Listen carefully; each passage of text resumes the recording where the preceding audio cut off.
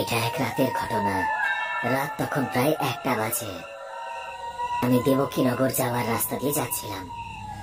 এর আগে আমি দিনের বেলায় অনেকবার ওই রাস্তা দিয়ে যাতায়াত করেছি, কিন্তু এই প্রথমবার আমি এত রাতে ওই রাস্তা দিয়ে যাচ্ছিলাম। দেবকীনগরে যাওয়ার পথে একটা ব্রিজ পড়ে। এটা নদীর উপরে বানানো, তা প্রায় 200 মিটার লম্বা হবে। ওই ব্রিজটার উপরে উঠতেই আমি একটা সিগারেট খাওয়ার জন্য বাইকটা থামালাম। তারপর পকেট থেকে সিগারেট বের করলাম আর লাইটার দিয়ে জ্বালিয়ে রেলিং এর ধারে গিয়ে সিগারেট খেতে খেতে নিচের দিকে দেখতে লাগলাম। হঠাৎ আমার নজর একটা নৌকোর উপরে পড়লো। একজন বুড়ো মানুষ নৌকোটাতে বসে মাছ ধরছিল। এটা দেখে আমি খুব অবাক হলাম। এই লোকটা এত রাতে মাছ ধরছে কেন? আমি মনে মনেই বললাম, ও কাকা, বড়শিতে মাছ ধরা দিচ্ছে। আমি চেঁচিয়ে জিজ্ঞাসা করলাম। অমনি বুড়ো মানুষটা উপরের দিকে চোখ তুলে আমার দিকে দেখলো আর আমার দিকে তাকিয়ে একটু হাসলো, আর তারপরে সামনের দিকে তাকিয়ে হাতে ছিপ নিয়ে মাছ ধরতে লাগলো। লোকটি আমার প্রশ্নের উত্তর দিল না। এটা দেখে আমার রাগ হলো, কিন্তু তারপরে আমার মনে হলো যে বুড়োটা হয়তো আমার কথা শুনতে পায়নি। এই ভেবে আমি ওকে আবার জিজ্ঞেস করলাম, বড়শিতে কি মাছ ধরা পড়ছে? লোকটা আবার আমার দিকে তাকিয়ে দেখলো আর আমার দিকে দেখে হাসলো, আর আমার প্রশ্নের উত্তর না দিয়ে আবার মুখ ঘুরিয়ে মাছ ধরতে শুরু করলো। লোকটার এই ব্যবহারে আমার খুব রাগ হলো। আমি বুঝতে পারলাম যে জেনে শুনেই ও আমার প্রশ্নের উত্তর দিচ্ছে না। আমি আমার ব্যাগ থেকে জল বের করলাম আর ঢাকনাটা খুলে বুড়োটার গায়ে জল ছুড়লাম। বুড়োটা সেই জলে ভিজে গেল আর তখনই ও আমার দিকে ঘুরে তাকালো। লোকটা রাগী চোখে আমার দিকে কটমট করে দেখছিল। এটা দেখে আমার রাগ আরো বেড়ে গেল। এই বুড়ো, চোখ নামা, না হলে চটি ছুঁড়ে মারবো। আমি কথাগুলো চেঁচিয়ে বললাম, কিন্তু বুড়োটা তাও বড় বড় চোখ করে আমাকে দেখতে লাগলো। তবে রে, তোকে তো এক্ষুনি চোখ নামা বলছি। চোখ নামা, না হলে তোর মেরে মুখ ভেঙে দেবো। আমি রাগে চেঁচিয়ে ওকে বললাম, কিন্তু তবুও ওই বুড়োটা কিছুতেই চোখ নিচু করলো না। রাগে দাঁত কিড়মিড় করতে লাগলো। এই দেখে রাগে আমি দিক বিদিক জ্ঞান হারালাম। অভদ্র কোথাকার, তোকে তো। এই বলে আমি হাতের বোতলটা ওর দিকে ছুঁড়ে মারলাম আর সেটা সোজা ওর মুখে গিয়ে লাগলো। এটা দেখে আমার খুব শান্তি হলো। মনে হলো যাক, এতক্ষণে বুড়োটা উচিত শিক্ষা পেয়েছে। কিন্তু বুড়োটা তবুও আমার দিকে কটমট করে তাকিয়ে থাকলো। রাগে ওর চোখ মুখ লাল হয়ে গেল আর দাঁতে দাঁত লাগলো। এত জোরে দাঁত ঘষাতে দাঁত কিড়মিড় করার আওয়াজ শোনা যাচ্ছিল। তার মানে বুড়োটাও খুব বেশি রেগে গেছিল। আরে কাকে চোখ রাঙাচ্ছিস? চোখ নিচে নামা, নিচে নামা, না হলে মাথায় পাথর ছুঁড়ে মারবো। আমি রাগের চোটে কথাগুলো বললাম, কিন্তু আমার কথায় ওর কিছু হেলদোল হলো না। আমি রাগে জ্বলে উঠলাম। আমার মাথা খারাপ হয়ে গেল। এবার তো বুড়োটাকে শেষ করতেই হবে। আমি নিজের মনে মনে কথাগুলো বললাম। তারপর রেলিং এর থেকে সরে এলাম আর ব্রিজে পাথর খুঁজতে লাগলাম।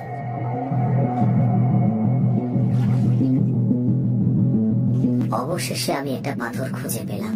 আমি সেটাকে তুললাম আর রেলিং এর কাছে গেলাম, কিন্তু আমি যেই নদীর দিকে তাকালাম দেখলাম নৌকাটা খালি পড়ে আছে। ওখানে সেই বুড়োটা ছিলই না। কোথায় গেল শয়তান বুড়োটা?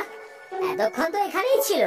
মনে মনে বললাম আমি, কোথাও যাইনি, তোর পেছনে দাঁড়িয়ে আছি। হঠাৎ আমার পেছন থেকে আওয়াজটা ভেসে এলো। এটা শুনে আমি চমকে উঠলাম। বুড়োটা সত্যি আমার পেছনে দাঁড়িয়ে নেই তো? আমি মনে মনে ভাবলাম। তারপর পেছনে ঘুরে তাকালাম আর বুড়োটাকে আমার পেছনে দাঁড়িয়ে থাকতে দেখে আমি ঘাবড়ে গেলাম। আমি বুঝতে পারছিলাম না যে বুড়োটা এত তাড়াতাড়ি কি করে ব্রিজে এলো, কারণ ওর নৌকাটা তো মাঝ নদীতে ছিল। আর যদিও ধরে নি যে সাঁতার কেটে এসেছে, তাও ওর জামা কাপড় দেখে তো ভেজা বলে মনে হচ্ছে না। তার উপরে ও আমার মনে মনে বলা কথাটা কি করে বুঝে গেল? আমি কিচ্ছু বুঝতে পারছিলাম না, কিন্তু এটুকু বুঝতে পারছিলাম যে এই বুড়োটার মধ্যে কোনো না কোনো গন্ডগোল নিশ্চয়ই আছে। বুড়োটা আমার দিকেই তাকিয়েছিল। ওর চোখ আমার গলার দিকে ছিল আর ও নিজের জিভ দিয়ে ঠোঁট চাটছিল। বুড়োটার হাব ভাব আমার খুব একটা সুবিধের ঠেকছিল না। আপনি আপনি এখানে কি করছেন? তুই এক্ষুনি বলছিলি না যে আমার মাথায় পাথর ছুঁড়ে মারবি?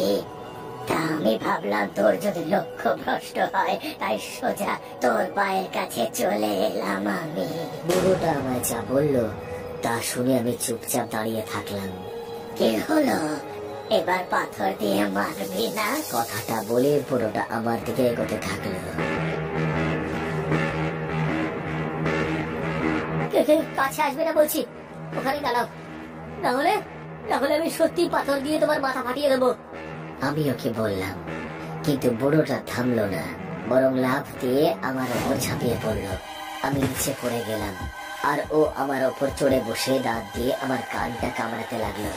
আমি যন্ত্রণার চোটে চিৎকার করলাম। ও আমার কানটা টেনে ছেড়ে দিল। আমি ওর মুখে আমার কানটাকে দেখতে পেলাম। ও হাসতে শুরু করলো।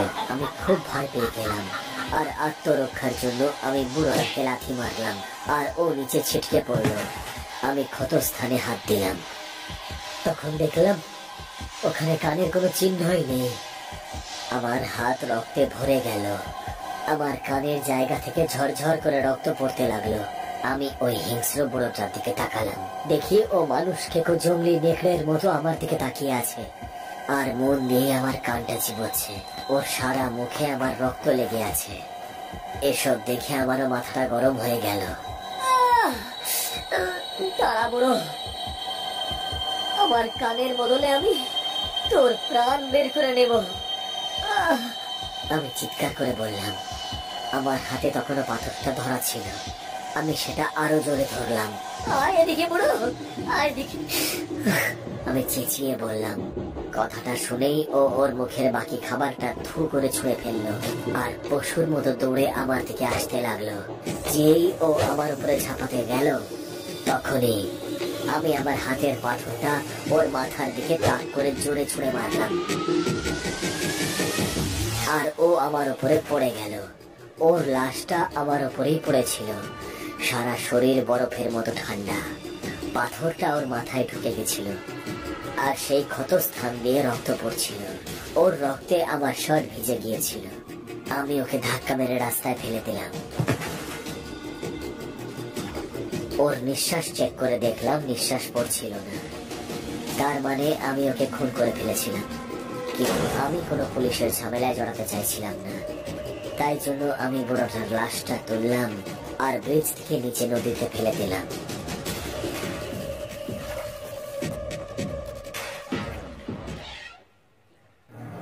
তারপরে আমি একটা রুমাল দিয়ে আমার কাটা কানের ক্ষতটাকে ঢেকে ভালো করে বেঁধে নিলাম, আর ওখান থেকে হাসপাতালে যাওয়ার জন্য রওনা দিলাম। আমি বাইক স্টার্ট করলাম। মাত্র 15-20 মিটার এগোতেই হঠাৎ পেছন থেকে কেউ আমায় জড়িয়ে ধরলো, আর ভয় আমার সারা শরীরে কাঁটা দিল। আমার পেছনে কেউ বসেছিল। আমি কাঁচে দেখলাম, দেখি আমার পেছনে ওই বুড়োটাই বাইকে বসে আছে। ও আমার দিকে তাকিয়ে হাসতে লাগলো। তারপরেই বুড়োটা জোরে একটা চিৎকার করে আমার ঘাড়ে কামড় বসালো। পিচকিরির মতো রক্ত বেরোতে শুরু করে, আর তারপর আমার বাইকের চাকা স্লিপ করে। আমি রাস্তায় পড়ে যাই, আর তারপরে কোনো রকমে নিজেকে সামলে আস্তে আস্তে উঠে দাঁড়াই। সামনে আমার বাইকটা পড়েছিল। আমি আমার বাইকের দিকেই তাকিয়েছিলাম, আর তখনই আমার পেছন থেকে একটা পশুর মাংস খাওয়ার আওয়াজ শুনতে পেলাম। আমি পিছন ঘুরে দেখতেই আমার পায়ের তলার মাটি সরে গেল, কারণ পেছনে আমি ওই বুড়োটাকে দেখতে পেলাম যে আমারই লাশের থেকে মাংস খুবলে খাচ্ছে। আমি নিজের শরীরটা স্পর্শ করার চেষ্টা করলাম, কিন্তু আমি নিজের শরীরটা অনুভবই করতে পারছিলাম না। তার মানে আমি মারা গেছি, আর এখন আমিও একটা আত্মা। বুড়োটা আমার লাশটাকে খুবলে খাচ্ছে। এমন সময় দূর থেকে একটা গাড়ির হেডলাইট জ্বলে উঠল। গাড়িটা হর্ন বাজাতেই বুড়োটা আমার লাশের সামনে থেকে সরে গেল, আর ব্রিজ থেকে নিচে নদীতে ঝাঁপ দিল। গাড়িটা আমার লাশের কাছে এসে থামলো। গাড়ি থেকে দুজন লোক বেরোলো। ওদের মধ্যে একজন আমার মৃতদেহের কাছে গেল, আর আমার শ্বাস প্রশ্বাস চেক করলো, আর বলল, বুড়োটা কে ছিল যে এই লোকটাকে মেরেছে? তখন রাস্তায় বসা লোকটা উত্তর দিল, ওর নাম ছিল নারং। ও একজন জেলে ছিল, আর এই নদীতেই মাছ ধরত। গত বছর এই ব্রিজে ওর খুন হয়েছিল। কি? তার মানে আমরা এক্ষুনি যাকে দেখলাম সে আসলে একটা ভূত ছিল। হ্যাঁ, গত বছর পাগলা কারোর থেকে 3 জন পাগল পালিয়েছিল। সবাই মানুষ থেকে পাগল ছিল, 3 জনই অত্যন্ত বিপজ্জনক ছিল। ওই রাতেও নারায়ণ নদীতে মাছ ধরছিল, তখন ওই 3টি পাগল নারায়ণকে ধরে আর জ্যান্ত কেটে খেয়ে ফেলে।